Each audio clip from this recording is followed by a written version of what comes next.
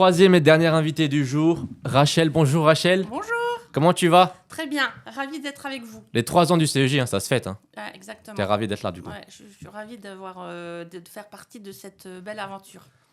Eh ben présente-toi Rachel, qui es-tu à la mission locale du PMSA? Alors Rachel, donc je suis chargée de projet à la mission locale du PMSA sur la thématique entreprise et qui dit entreprise dit réseau de partenaires.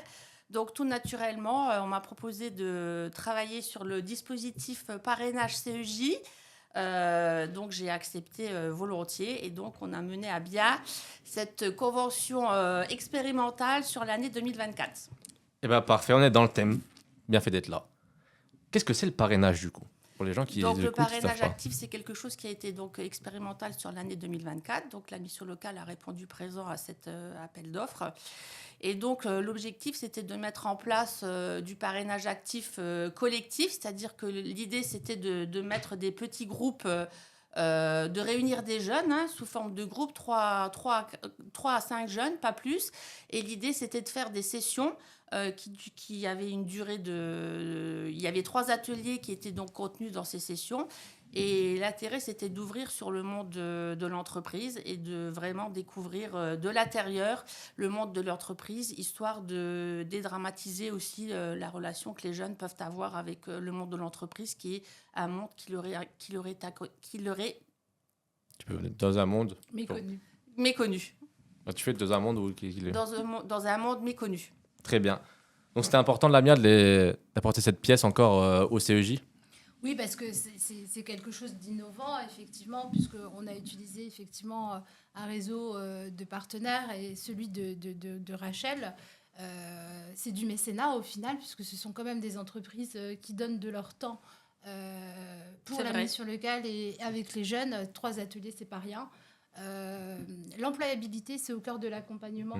Donc effectivement, l'objectif visé du contrat d'engagement jeune, c'est d'amener les jeunes vers de l'emploi. Mais pour cela, il y a quand même des étapes à respecter. Et grâce à ce mécénat, ce parrainage actif, puisque les entreprises gardent ce groupe de jeunes pendant 3 demi-journées, ce qui est énorme. Énorme, ouais.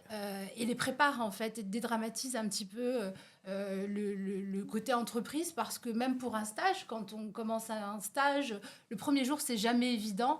Et du coup, de permettre à ces jeunes de découvrir l'entreprise, ses codes, et puis aussi de faire peut-être naître des ambitions professionnelles, un travail sur le projet, d'avoir du réseau aussi, puisqu'on a eu quand même 9 sessions sur l'année.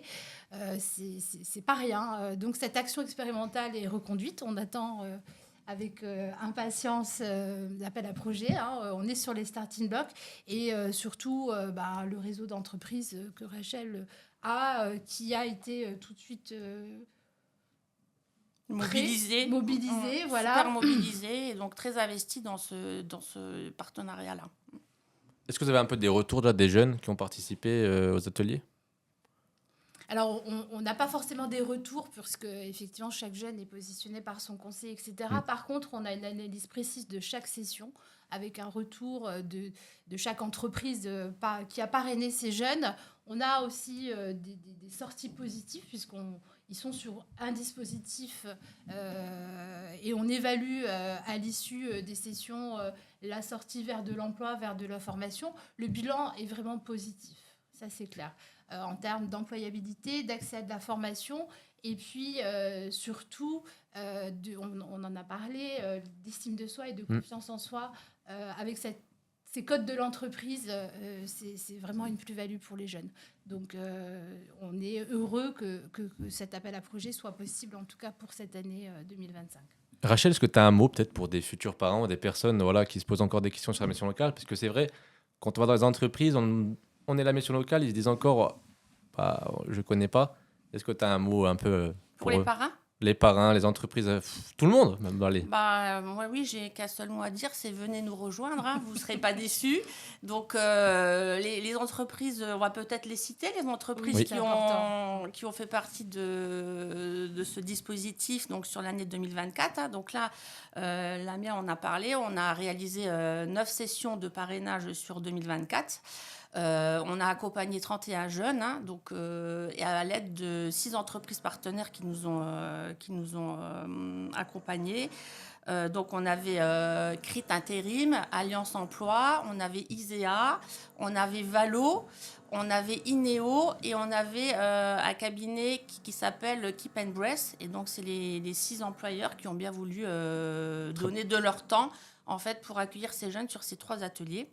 Et on doit dire que chacun a construit en fait les 3 ateliers en fonction de ce qu'il pouvait apporter aux jeunes. Et le retour que j'en ai justement, c'est que bon, j'ai pas trop de retour sur les jeunes, mais en fait, c'est des entreprises qui faisaient systématiquement un retour à l'issue de ces 3 ateliers avec des constats très précis. Et c'est vrai que les jeunes étaient en fait super intéressés d'avoir participé à ces 3 ateliers. Les thèmes étaient à chaque fois différents. Ouais. Et c'est vrai que ça a apporté à chaque fois une plus-value aux jeunes. Et en tout cas, ce que je recommande même pour les jeunes, puisqu'on me pose cette question, c'est en fait de tenter l'aventure, de ne pas se mettre de frein, parce que c'est vrai que l'entreprise, ça effraie. Mais une fois qu'ils ont participé à ces 3 ateliers, ils étaient super ravis. Et ça permet aussi, c'est une continuité du travail qui est réalisé par le conseiller référent. Et il y a aussi souvent les parents qui se proposent de continuer l'accompagnement après ces 3 ateliers, parce que si jamais, par exemple, il y a eu un travail sur le CV, le jeune peut très facilement recontacter le para qu'il a vu pendant ces trois ateliers-là. Il y a vraiment un bel accompagnement qui peut se poursuivre au-delà de ces 3 ateliers, on va dire, obligatoires. Comment ça se passe du coup pour devenir parrain pour ce dispositif l'année dernière? C'était quoi? Vous allez vers eux, ils viennent vers nous? Alors là, par rapport à ce qui s'est passé sur 2024, c'est vrai que j'ai utilisé en fait le réseau de parrainage que j'avais dans le cadre de mes autres activités. Et donc, on a fait une petite réunion et on a présenté le dispositif et ils sont naturellement revenus vers nous pour répondre présent. Donc là, on va continuer parce que là, déjà sur 2025, j'ai été ressollicitée en me demandant quand est-ce que ça redémarre. Et bien évidemment, au quotidien, on rencontre aussi à chaque fois de nouvelles entreprises où on signe de nouvelles conventions. Et à chaque fois, c'est un dispositif que je présente. Et donc, on va pouvoir accueillir de nouveaux partenaires. Et bien évidemment, si les gens nous entendent et nous voient là, à ce moment où on parle, il suffit d'appeler la mission locale, de demander Rachel. Et effectivement, on sera très heureux de les accueillir et de leur expliquer le projet et de les faire participer. Eh ben merci Rachel de ton passage. Je vous en prie.